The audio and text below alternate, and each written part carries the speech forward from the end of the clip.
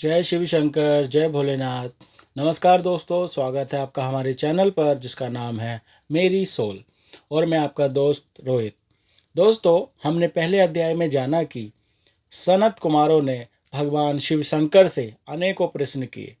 आज हम इस वीडियो के दूसरे अध्याय में उन सभी प्रश्नों के उत्तर जानेंगे भगवान शिव के द्वारा। तो आइए जानते हैं।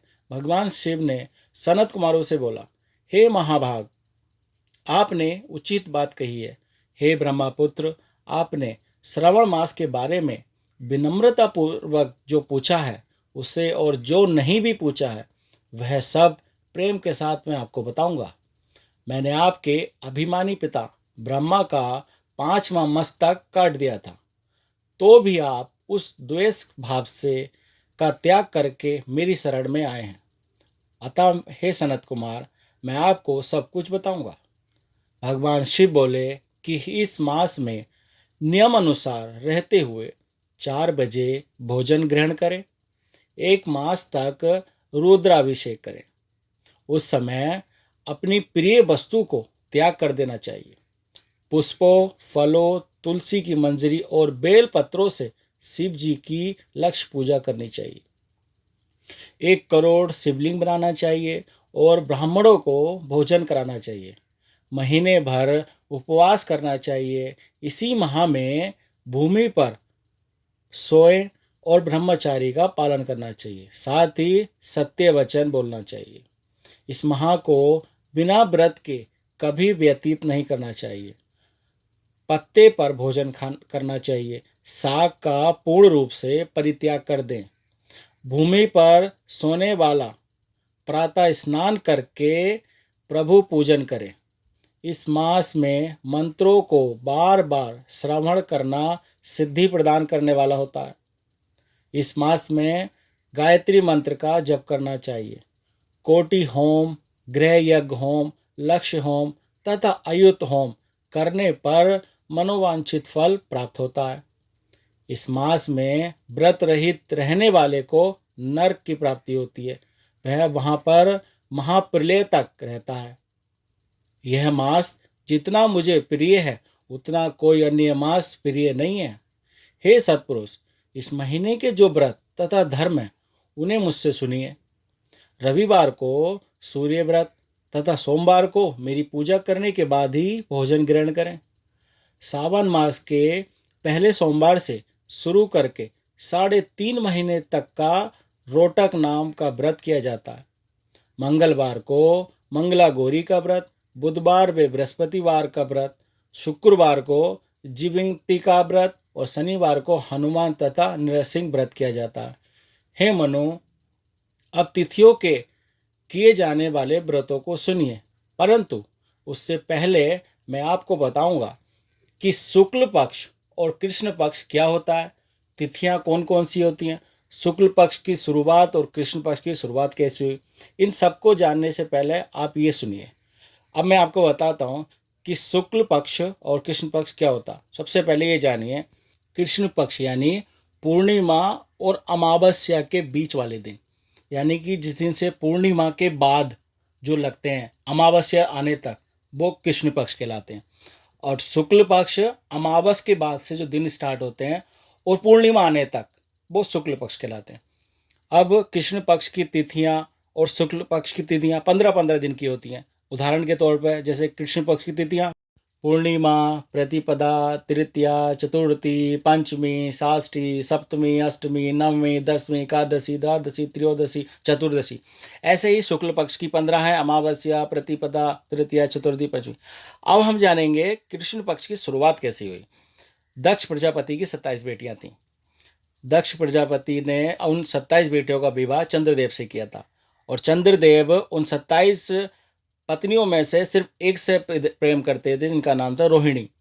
अब ये सब देखते हुए राजा दक्ष की जो 26 बेटियां थीं, वो उनसे शिकायत की थी चंद्रदेव की कि वो हमसे प्रेम नहीं करते। अब ऐसे उसमें दक्ष राजा ने चंद्रदेव को डांट लगाई थी, लेकिन वो फिर भी नहीं माने। अब उससे आके इन्होंने चंद्रदेव को श्राप दे दिया था। इस श्राप के कारण चंद्रमा का जो तेज था वो धीरे धीरे कम होता चला गया, और तभी से कृष्ण पक्ष की शुरुआत हो गई। अब हम जानेंगे शुक्ल पक्ष की शुरुआत कैसे हुई। दक्ष प्रजापति के शाप के कारण जो श्रेय रोग से चंद्रमा का जो तेज था वो कम होने लगा था, उनका अंत करीब आने लगा था। तब चंद्रमा ने शिव जी की आराधना की और शिव जी को आराधना से प्रसन्न कर चंद्रमा ने को अपनी जटा में धारण कर लिया था। शिव जी के इस प्रताप से चंद्रमा का तेज फिर से लौटने लगा था और उन्हें जीवन दान मिल गया। अब ये जो दक्ष का जो शाप था वो वापस तो नहीं लिया जा सकता, लेकिन ऐसे में शाप में बदलाव करते हुए चंद्रमा को हर 15-15 दिन में कृष्ण और शुक्ल पक्ष में जाना पड़ता है। अब मैं तिथियों में किए जाने वाले व्रतों के बारे में बताता हूँ। शुक्ल पक्ष की द्वितीया को किया गया व्रत औदुंबर व्रत कहलाता है। तृतीया को किया गया व्रत गौरी व्रत कहलाता है। चतुर्थी को किया गया व्रत गणपति व्रत कहलाता है। पंचमी को किया गया व्रत नाग पूजन व्रत कहलाता है और षष्ठी को किया गया व्रत सुपोदन तथा सप्तमी शीतला देवी व्रत कहलाता है। अष्टमी और 14 तिथि को देवी का पवित्रता रोपण करना चाहिए। इसी मास में शुक्ल पक्ष कृष्ण पक्ष की 9वीं तिथि को व्रत नक्त व्रत करना बताया गया। शुक्ल पक्ष की 10वीं तिथि को आशा नामक व्रत होता है। द्वादशी के व्रत वाले दिन हरि भगवान का पवित्रता रोपण करना कहलाता है। यह श्रीधर व्रत भी कहलाता है। इस मास में पूजा पूर्णमाही को विसर्जन उपाकर्म रक्षाबंधन समाधि सर्पबलि एवं हैग्रीव अवतार कहलाते हैं, जो विष्णु भगवान का रूप होते हैं। श्रावण मास की शुक्ल पक्ष की पूर्णिमाही को 7 व्रत होते हैं। इसी मास कृष्ण पक्ष में अष्टमी को विष्णु भगवान पृथ्वी पर कृष्ण अवतार के रूप में प्रकट हुए थे। सावन मास में अमावस तिथि व्रत पिठोरा व्रत कहलाता है। उसी दिन बैलों की पूजा अर्चना करें और उस मास में प्रथमा से लेकर अमावस तक किए जाने वाले व्रतों के देव भी अलग अलग होते हैं।